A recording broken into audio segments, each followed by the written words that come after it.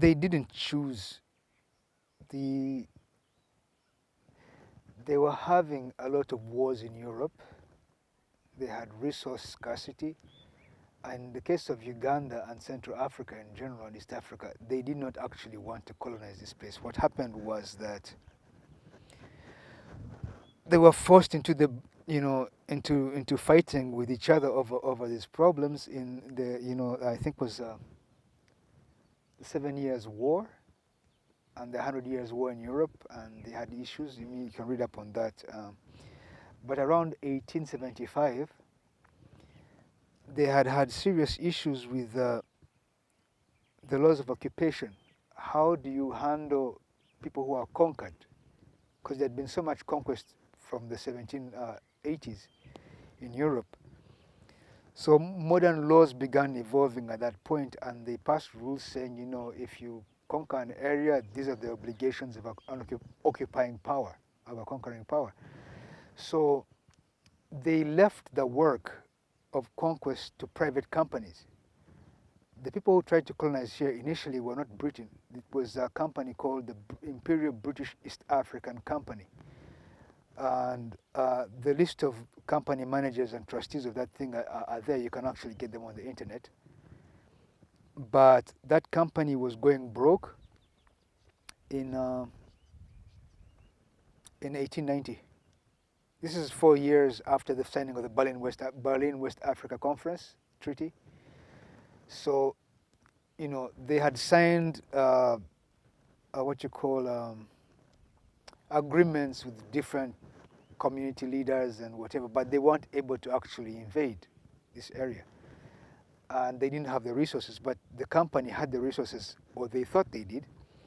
And when they attacked East Africa and tried to take it over, they encountered a lot of resistance from the Maasai and some of the other groups in Kenya, and they went bankrupt very quickly. So they hired a mercenary called Lugard, Frederick Lugard, who was a British Army officer, and he came to Buganda looking for help to find money. And the reason he came to Buganda was because they were familiar already with somebody called Apollo Kagwa, who was at that time, the Prime Minister of Buganda, and he had already become famous in Europe around 1886, 87. He had become famous because of an incident, which I will narrate later. But Lugard made friends with him, and they asked him where they could get money, and he said the only kingdom with money in this area is Busongora, at which point they attacked us in 1891, and the war lasted 40 years, but before it was over, they had access to the Kleme mines, to ivory from here, to gold reserves, as well as salt, which they needed to pay their soldiers. And they brought King's African rifles from Sudan and Senegal. And these are the people who conquered this area, and they used the money from Busongora to colonize the rest of Uganda. But they were losing, and so Lugard left. They attacked Busongora in 1891 in August. The following year, early, he went and met the Prime Minister of Britain, Gladstone, and convinced him to colonize Uganda. Now, they did not want to colonize, so what they referred to, instead of a colony, they called a protectorate. Protectorate status is different from colony status. So they signed protectorate agreements with different countries at that time, Busongora, Buganda, Ankole, and all that. These were agreements of mutual protection. That's why they call them protectorate. We'll protect the British interest here, you protect our interest, with your armies and economy. But then, the British were actually defeated here in Uganda. They wanted to withdraw. They had even had orders to leave. But then one of the kings in the area, Mwanga of Buganda, wasn't aware that the British were about to surrender. So he sent a letter offering to surrender. That's how they discovered that, in fact, they hadn't actually they should not abandon the place. So the British then decided to stay, and to take charge. So had Mwanga not written that letter, what we now refer to Uganda would have been like Ethiopia, would never have been colonized. But then around the First World War, just towards the end of the century, 1800s, there were massive epidemics here that resulted in deaths of a lot of people. By 1918, the entire population of East Africa dropped by several million, and there was only 2 million people left. So you can imagine that this place was desperate at that point. There were hardly anybody living in most of these areas. 2 million people in Tanzania, Kenya, and Uganda is a very small number. The populations have only recovered in 1980s and 1970s. So it was not impossible or hard to colonize at that time, given the population disparity. Like if England had even say 10 million people and the whole of East Africa has only 2 million, you can imagine that they can deploy an army that is bigger than your tribe or your state at that time, right? You can imagine that. But in terms of technology, there was not much difference. When this area was attacked, the armies here had guns. The Banyoro had guns, the Busongora had guns. They were the same guns as the British. And the guns were easy to manufacture, so they could actually replicate these guns. The thing that made the difference was something called a Maxim gun. The Maxim gun was invented in 1883 in England.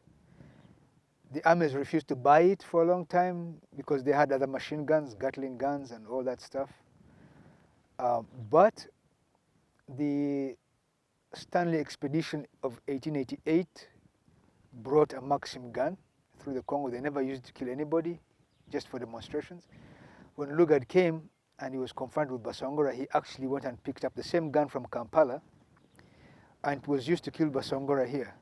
But the Busongora fired guns at these people, and the next day these people responded when the Busongora attacked in mass with a machine gun, which was a very powerful gun. This gun, the Maxim gun, was still in use in the Second World War, and they were using it as an anti-aircraft gun. So you can imagine, it fires 600 bullets, and it sounds like hell. Modern machine guns still fire the same rate. They haven't changed very much. So it was a deadly weapon. So this is how they colonized. They sort of grew into it and moved into it, but then they violated their own rules of occupation and dismembered different areas and gave territory to different kingdoms to destabilize them. Some kingdoms grew at the expense of others on simple orders.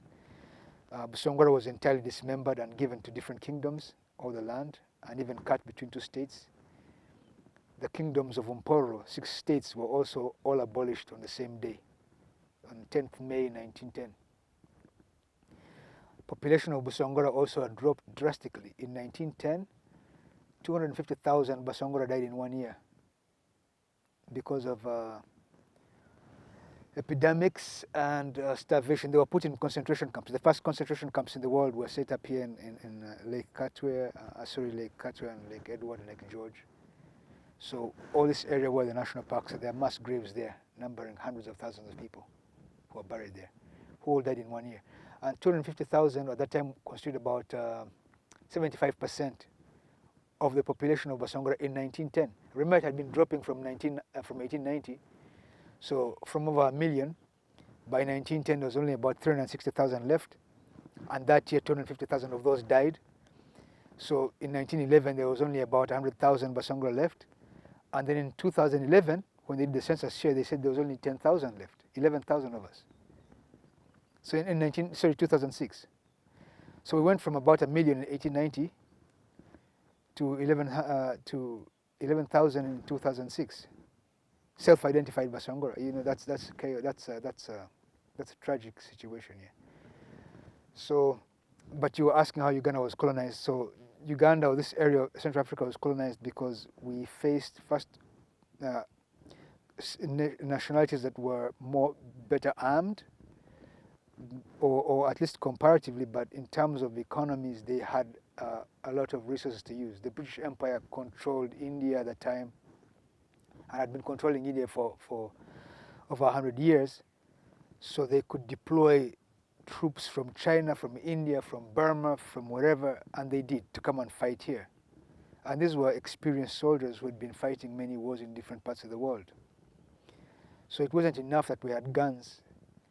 We lacked the type of imperial resources to be able to defend ourselves, and Africans were disunited. We no longer had an imperial system here.